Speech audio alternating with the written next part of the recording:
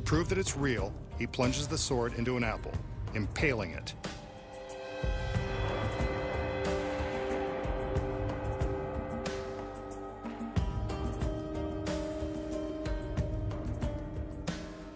He slices the apple in two and offers half to his assistant. She doesn't seem amused. He tosses his half away, then hers. You can bet someone else cleans up the secret warehouse. A little more conjuring to get his girl in the mood.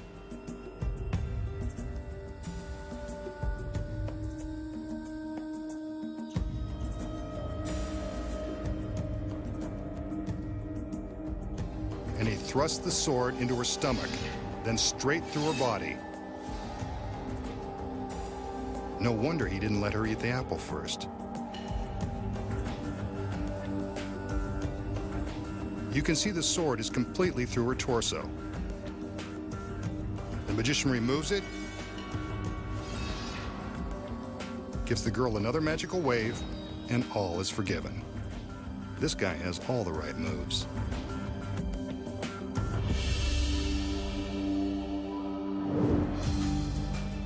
So how does the magician plunge the sword through the girl's body without killing her in cold blood?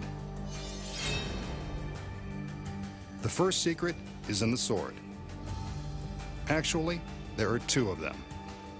This one couldn't kill a fly. It's incredibly flexible. That's because it's made from two pieces of an ordinary tape measure that have been attached face to face.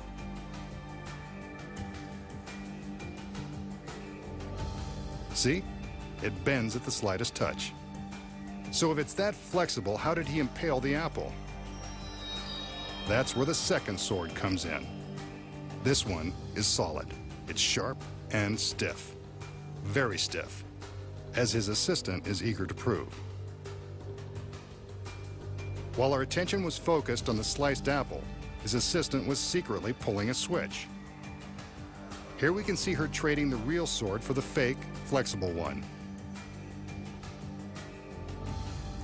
But how does the tape measure sword pass through the body of the girl? You guessed it, it doesn't. The secret is concealed by her costume. This trendy corset and sash combo isn't just making a bold fashion statement. It's hiding a flat metal tube that conforms to the girl's waist. From behind, you can see the back of the tube. To impale the girl, the magician inserts the end of the fake sword into the mouth of the tube. He pushes it into the tube, and it appears to pass through the girl. In reality, it's traveling through the tube, around her waist, and out the backside. Close examination reveals that the sword looks much shorter now than it did before entering the tube.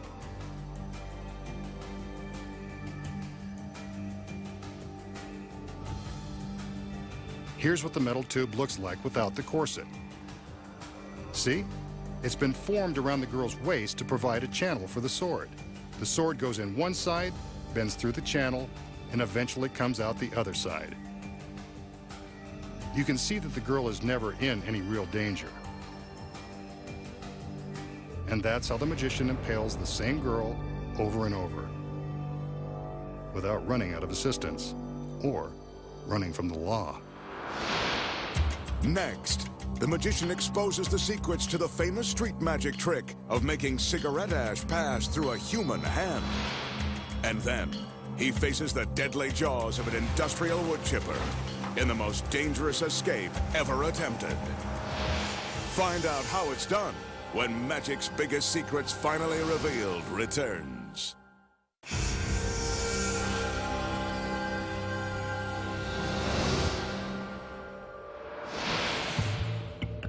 Here's a trick that popular street magicians use to freak the minds of unsuspecting victims.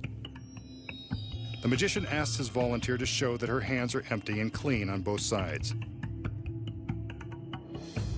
In this case, he's using his assistant, but she's not in on the trick. He asks her to hold her hands with her fingers outstretched. The magician then picks up an ashtray, takes some cigarette ash, and sprinkles it on the back of one of the girl's hands. He tells her to make a fist and then commands her to rub the ashes with her other hand. They've disappeared. Now he asks her to open up her fist and look. There they are. The ashes have melted through her hand and reappeared in her palm. Freaky, huh? So how does the magician make the ashes melt through the girl's hand and reappear in her palm? The secret is so simple, you'll be amazed. Her hands are clean on both sides, and again, this is usually done with an unsuspecting volunteer.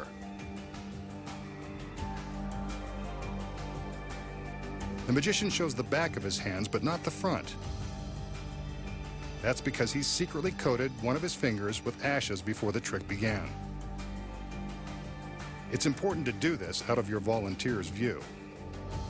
He's ready to begin. When he indicates for the girl to hold out her hand, he purposely holds his own hands low. She's guaranteed to mimic the move so he can naturally readjust them to where he wants. During this move, he transfers the ash from his finger to the palm of her hand.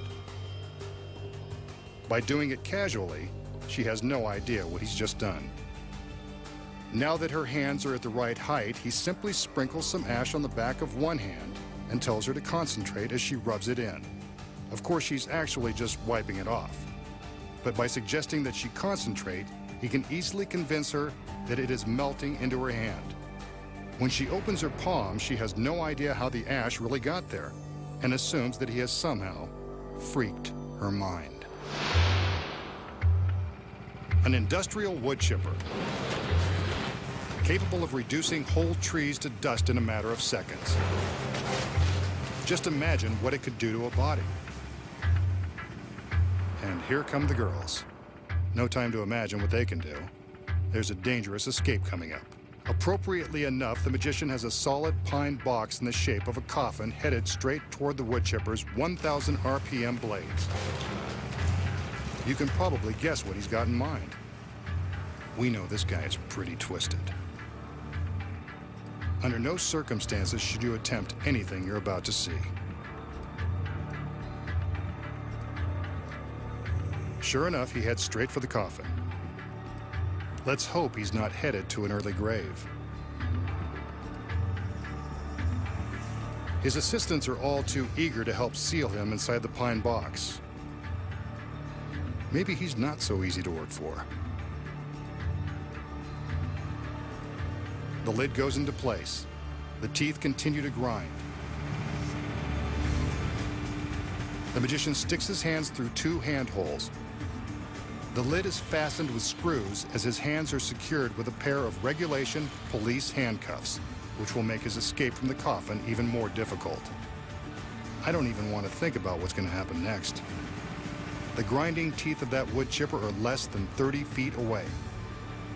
Do you think the magician plans to escape before he and the box are ground into garden mulch? The box is in motion, cruising down the conveyor and directly at the spinning blades. Less than 10 feet to go and he's still trapped inside. This is too dangerous. His hands are free, but someone better let him out. This is one continuous camera shot. The box isn't stopping. It's being sucked into the steel jaws. I can't bear to watch. The chipper is turning the coffin and its occupant into shreds. So long, Masked Man. And I didn't even get a chance to thank him for all the laughs. But wait, who's this? Can it be? The masked magician. He stared death in the face and won. Again. Nice work. Now, show us your secret.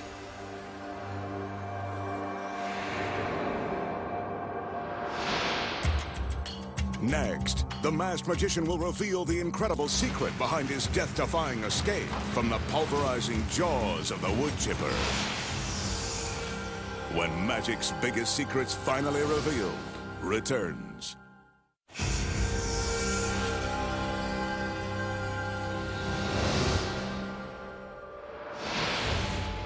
We just saw the masked magician survive the pulverizing blades of an industrial wood chipper and escape unharmed.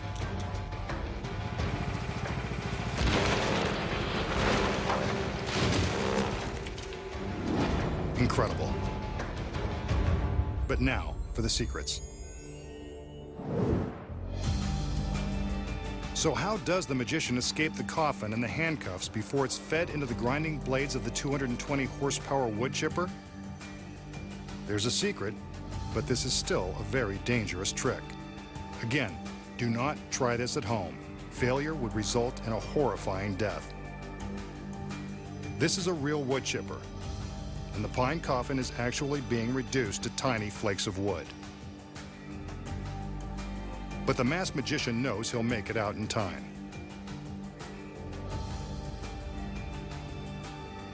The assistants use real screws to fasten the lid in place. The handcuffs, on the other hand, aren't so real.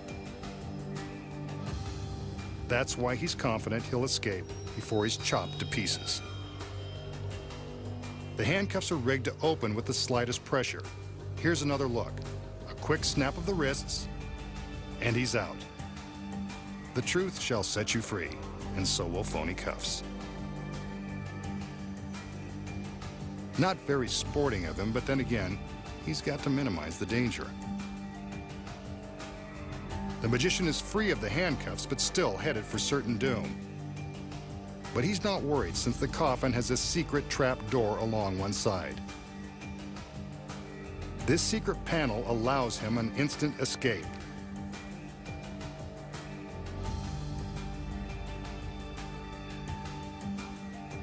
Once his hands are free, all he has to do is flip open the door and jump out of the box.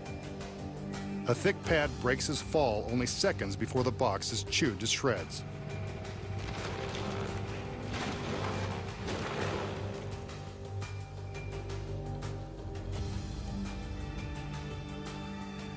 A soft landing, safe and sound. And here's the secret to why we never see his escape. Beneath the conveyor belt is a mirror that reflects the ground. We never see anyone walk in front of the mirror like this, so the illusion is very convincing. When you look closely from this angle, you can see the mirror vibrating as the coffin enters the chipper. Of course, you're so distracted by the destruction, we don't even bother to notice. And now for the magician's escape route. He crawls from the crash mat across the ground and along the back side of the chipper. While we're looking at the shooting shards of wood, he's making his way into the cab of the truck. The driver's door is open and ready for his arrival. From the front seat, it's just a short hop into the back of the truck. A black curtain hides the magician until it's time for him to make his appearance. He sneaks out and strikes a pose, offering relief to those who feared the worst. Next time, the masked magician returns to reveal more of magic's biggest secrets.